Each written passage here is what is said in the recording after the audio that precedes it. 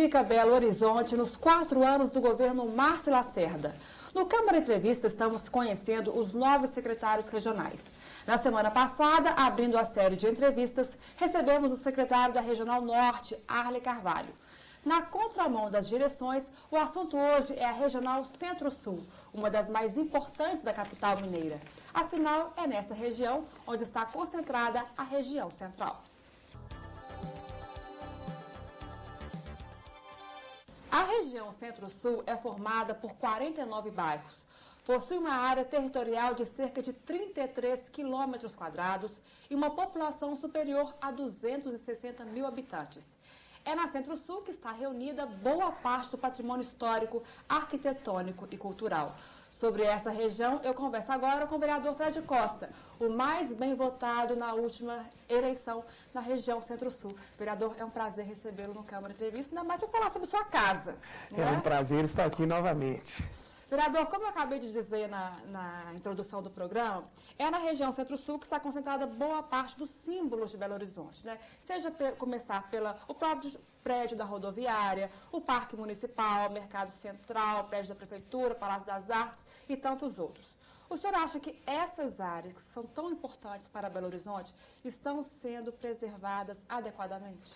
Você citou em alguns locais, eu poderia citar outros tantos, como a Prefeitura, a Assembleia Legislativa, o Parque das Mangabeiras, a Catedral da Boa Viagem, e aqui nós ainda falamos de pontos, cada um com a sua especificidade. Nós temos duas grandes áreas verdes, o Parque Municipal e o Parque das Mangabeiras. E temos o centro, que Belo Horizonte não é diferente de qualquer outra cidade, traz várias pessoas, inclusive da região metropolitana. Vale lembrar que numa cidade de 2,5 milhões de habitantes, o centro da cidade, durante o período Natal, recebe em média 1,5 milhão de pessoas. Durante o restante do ano, pelo menos 1 milhão de pessoas. Ou seja, esse acúmulo de pessoas não é fácil de você organizar. E, nesse sentido, a gente tem que valorizar os esforços da última gestão, buscando manter todos esses lugares que nós citamos. O Parque Municipal, na gestão passada mesmo, nós aprovamos e vai haver um investimento no sentido de revitalizá-lo. O centro, com o projeto Centro Vivo, ele aos poucos está tendo uma nova cara. Também foi retirado os ambulantes, ou seja, a economia informal já deixou de existir há já 4 anos praticamente, o que deu uma nova cara à região central. Mas ali eu tenho... Você acha que essa retirada dos ambulantes foi o primeiro passo para essa revitalização do hipercentro da cidade? Olha, um passo importante. A economia informal num país de contraste social é importante para que as pessoas tenham daquela atividade o seu sustento. Mas para a organização da cidade isso é extremamente maléfico. Então, sabiamente, o prefeito daquela oportunidade, ele buscou um espaço para que essas pessoas mantivessem a sua atividade e dessa forma também desobstruiu as calçadas e minimizando, inclusive, o impacto de poluição visual. O projeto Olho Vivo já mudou alguma coisa no centro da cidade, não já? Depois da instalação das câmeras de vigilância? No centro da cidade, o Olho Vivo demonstrou ter alguma eficácia, mas a pessoa, infelizmente, não deixa de cometer o delito. Ele só não comete ali em frente à câmera, comete na outra esquina. Enfim, e consegue fugir, o que eu acho que, além de políticas públicas, de inclusão social, de oportunidade, priorização de investimento em educação como forma verdadeira de transformar a sociedade, é colocar homens na rua para inibir a ação dos bandidos. E essa casa tem uma parcela grande de responsabilidade, porque quando tivemos a oportunidade de colocar o efetivo da Guarda Municipal para inibir a ação de bandidos junto aos próprios públicos, ou seja, praças, parques, postos de saúde, escolas e vias públicas, e aí colocar eles mesmos nas esquinas, essa casa, infelizmente, priorizou que eles estivessem habilitados a notificar, a autuar, a multar motorista, dessa forma contribuindo com a indústria das multas numa relação que não vai de encontro com os anseios da população. E quero deixar claro que fui um dos poucos parlamentares que votei contra isso, porque entendi que eles deveriam estar nas ruas. Então, o que eu acho é que tem que priorizar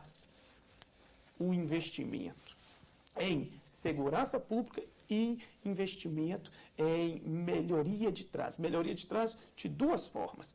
Primeiro, com obra viária e, além disso, com transporte coletivo eficaz. E aí, eu não poderia deixar de dizer uma importante obra viária que lutei muito, inclusive, com um apoio ostensivo no orçamento participativo, que é a alça do Belvedere. É inadmissível que naquele trevo do BH Shopping, um local onde passam por dia 120 mil carros. E a tendência é só aumentar, né, vereador? Porque a quantidade de condomínios que estão sendo construídos em direção à Nova Lima é uma coisa assustadora.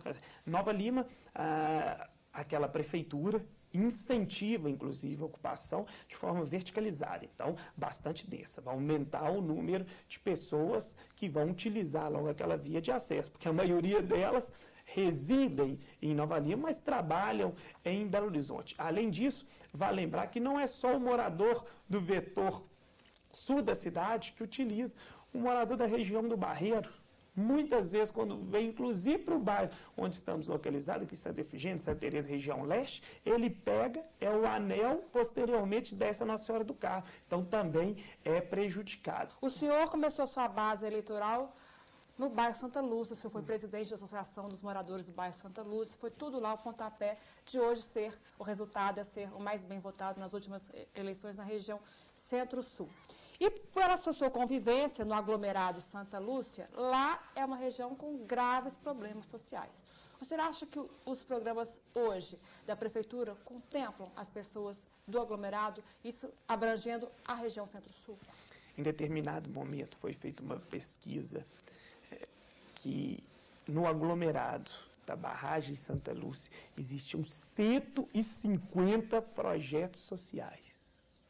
Então, há uma necessidade de organização desses projetos sociais para que eles possam realmente atingir o seu objetivo. Além disso, acho fundamental que, assim como está sendo feito no aglomerado da Serra, um programa de urbanização, um Vila Viva ali na barragem. Vale lembrar que a renda per capita da região Centro-Sul é de R$ 1.500. Então, isso nos demonstra que existe um enorme contraste social entre esses 250 mil habitantes que hoje residem na região Centro-Sul. Por quê? Nós temos ali índice de desenvolvimento humano, IDH, semelhante aos dos países nórdicos, ou seja, os mais altos do mundo nos bairros de camadas de classe mais privilegiadas.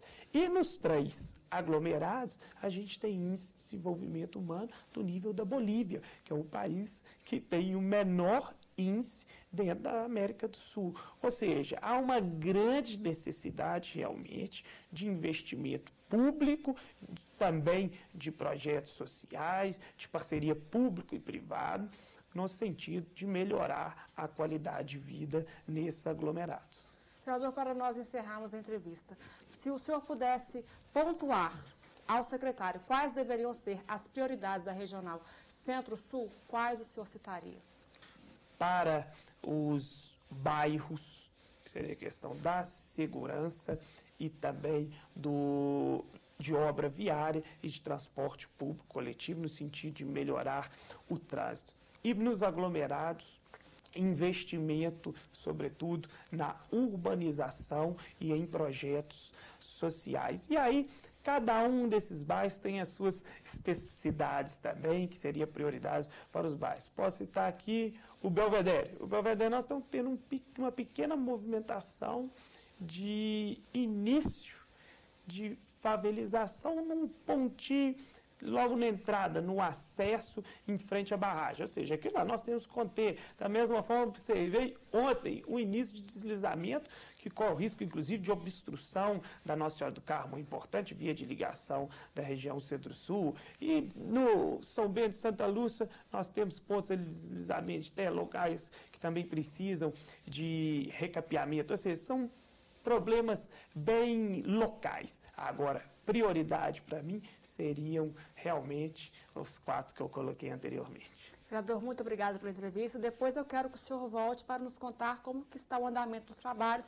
dessa frente parlamentar pela alça Centro-Sul. Vai ser um prazer estar aqui, mas eu quero voltar para comunicar que as obras estão iniciando e dessa forma nós não teremos mais de conviver com aquele problema que eu considero caótico na região.